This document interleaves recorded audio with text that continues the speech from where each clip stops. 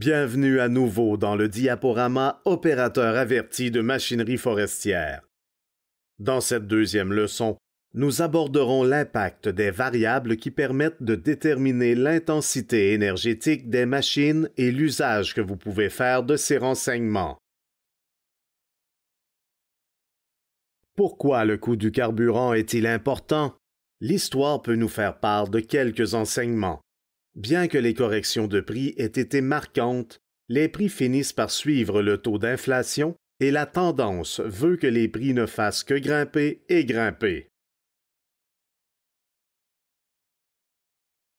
Lorsque le prix du carburant est bas, disons 1 $ le litre, le carburant compte pour un plus faible pourcentage de vos coûts d'exploitation, environ 25 % dans ce cas. Mais si le carburant passe à 1,50 $ le litre, le coût du carburant compterait pour un plus important pourcentage de vos coûts d'exploitation, soit pour environ 40 % dans ce cas. N'oubliez pas que la proportion réelle du coût total que représente le carburant varie en fonction d'autres éléments, dont les coûts reliés au cycle de vie de votre machine, direct et indirect, les frais d'entretien et le coût de la main-d'œuvre. À titre d'exemple, si vous êtes propriétaire de la plupart de vos équipements, vos coûts de cycle de vie s'en trouvent réduits et le carburant peut alors représenter un pourcentage plus important de votre budget d'exploitation total. Que se passe-t-il si le prix du carburant augmente? Si votre contrat de récolte du bois a été négocié à un prix fixe, sans aucune disposition de supplément carburant, vous gagnerez moins d'argent. Si vous avez fait un suivi de la consommation de carburant par machine, vous avez probablement découvert que le carburant, en pourcentage des coûts d'exploitation, varie selon le type de machine. Donc, une hausse du prix du carburant de 1 $ le litre à 1,40 $ le litre, une hausse de 40 %, fait donc croître le coût horaire d'une abatteuse façonneuse éco-énergétique de 4 % et celui d'une abatteuse groupeuse à plus forte intensité d'énergie de 6 %. Il est important de comprendre la différence relative des coûts des différentes machines lors de la négociation de suppléments carburant dans vos contrats de récolte du bois.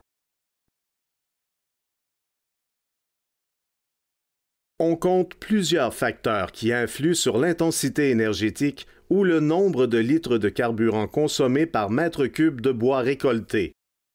L'un des facteurs les plus importants est la machine elle-même. La conception de la machine permet de déterminer ses capacités. Vous n'avez qu'à regarder les abatteuses groupeuses sur cette diapositive. L'une est dotée de roues, l'autre de chenilles.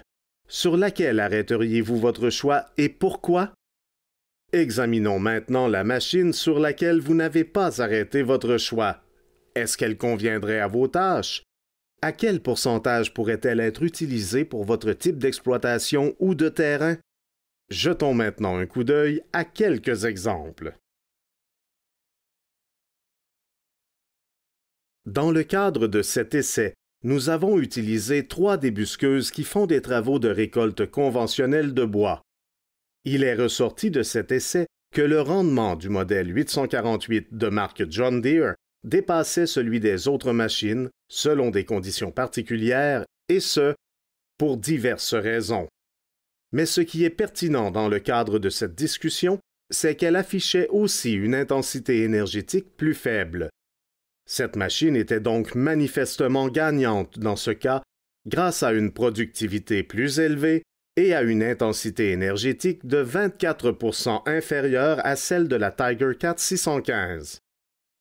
La Tiger-Cat 630 comportait des frais d'exploitation horaires plus bas, alors que la Tiger-Cat 615 à 6 roues motrices était avantagée au chapitre de la traction, mais elle s'est toutefois révélée plus lente lorsque venait le temps de tourner sur les terrains plats à découvert sur le site d'essai. Vos résultats varieront, parce que vos conditions d'exploitation différeront sûrement. Posez-vous la question. Quelles sont actuellement vos conditions d'exploitation? Quelles seront ces conditions à l'avenir? Adaptez votre parc à vos besoins en mutation. Sur quoi vous basez-vous pour la décision d'achat ou de location de vos machines?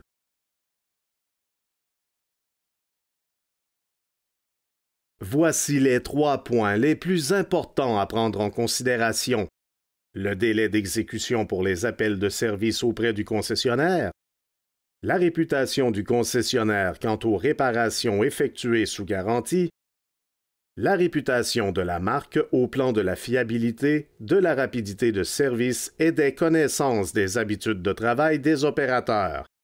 Vous pourriez peut-être opter pour une nouvelle technologie qui se traduira par une productivité accrue et une plus faible consommation de carburant, ou à l'opposé, boudez-vous une nouvelle technologie parce qu'elle n'a pas encore fait ses preuves? Est-ce que vous affectionnez habituellement une marque en particulier et lui faites confiance, ou est-ce que vous cherchez ailleurs? Limiter vos choix en fonction de l'intensité énergétique peut vous aider à prendre une décision éclairée. Voici quelques facteurs qui accroissent l'intensité énergétique d'une exploitation. Consultez cette liste et déterminez les facteurs sur lesquels vous avez un certain contrôle. Il est important de comprendre la portée de ces facteurs. Pour ceux en rouge, il est possible de corriger la situation. Par contre, vous n'avez aucun contrôle sur les autres marqués en noir et devez alors tenir compte du coût. Jetons maintenant un coup d'œil à quelques exemples. Pour la récupération difficile de bois de Chablis, nous avons arrêté notre choix sur la pelle mécanique Link-Belt 290 munie d'une tête de façonnage de marque Pierce qui peut ramasser les tiges horizontales et les tronçonner.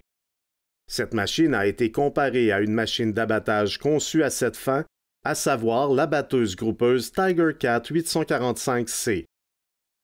Dans ce cas, la façonneuse de marque Pierce était le bon outil pour la tâche, puisqu'elle jouissait d'une productivité plus élevée et d'une plus faible intensité énergétique. Contrairement à la batteuse groupeuse, la Link-Belt était également en mesure de récolter plus de bois qu'elle n'encassait. Songez aux machines spécialisées ou aux machines dont les capacités viennent compléter votre matériel d'exploitation forestière habituel. Par quel autre moyen les machines, telles que la Link-Belt munie d'une tête Pierce, peuvent-elles améliorer vos activités lorsqu'elles ne tronçonnent pas de bois de Chablis?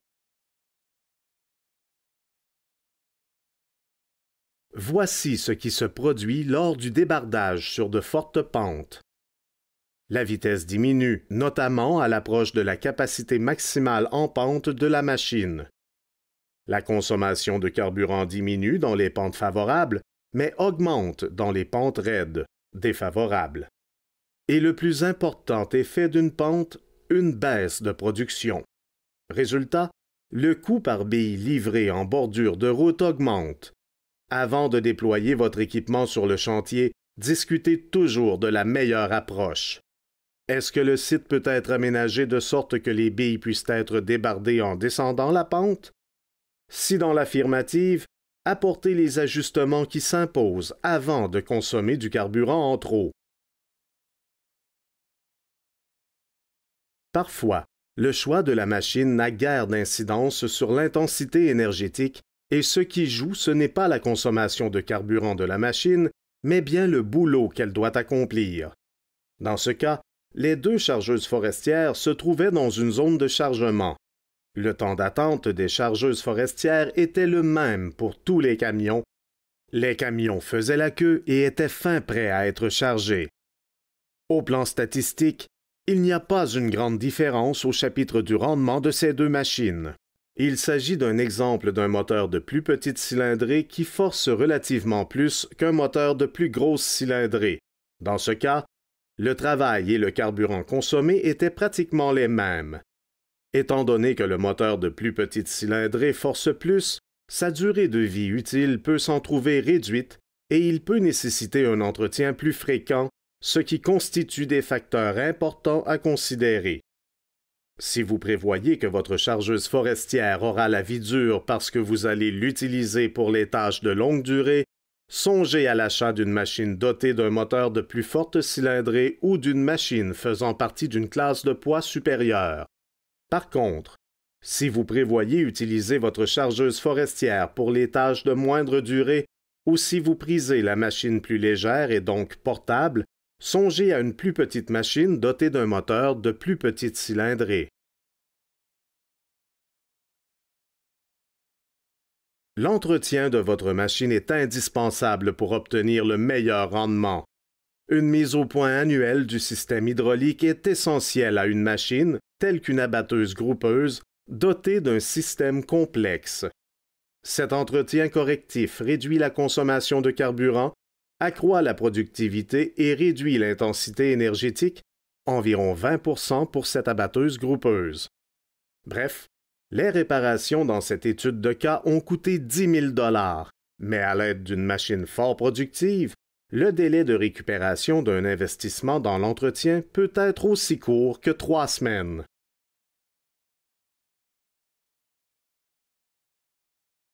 Nous savons tous que des opérateurs inexpérimentés peuvent induire une perte de production et des augmentations des coûts de carburant. Ici, on le voit avec les deux opérateurs manœuvrant des machines identiques sur le même terrain. La formation de vos opérateurs ne devrait pas être laissée au hasard. Même si la formation peut sembler coûteuse, les retombées peuvent être importantes, comme en témoigne la présente diapo. Plus loin dans cette leçon, vous apprendrez à tirer profit de l'expertise des équipementiers et des accompagnateurs professionnels des opérateurs de machines. La météo peut également influer sur l'intensité énergétique. Les mélanges de diesel d'hiver produisent moins d'énergie et vous n'y pouvez rien. Par contre, les mesures suivantes pourraient réduire la consommation inutile de carburant en hiver. Utilisez une chaufferette de cabine programmable et un chauffe-moteur pour accélérer le cycle de réchauffage. Songez à faire des doubles quarts à vos machines, ce qui pourrait se traduire par un cycle de réchauffage au début de la semaine au lieu d'un cycle de réchauffage pour chaque journée de travail. Utilisez des fluides synthétiques de qualité supérieure propres à la saison.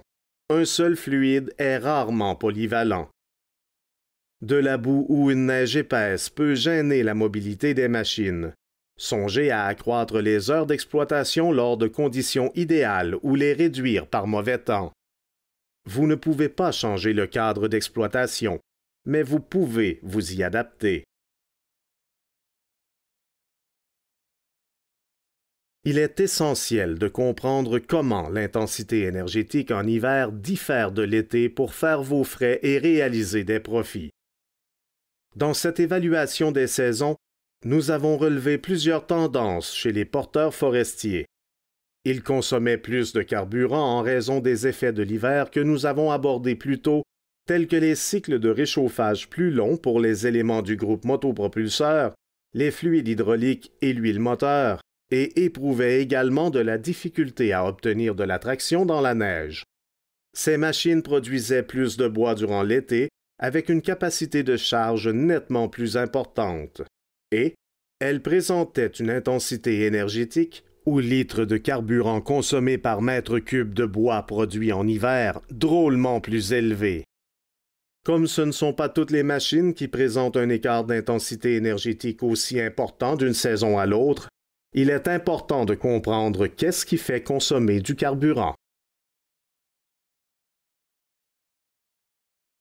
Dans cette leçon, nous avons appris ce qui suit.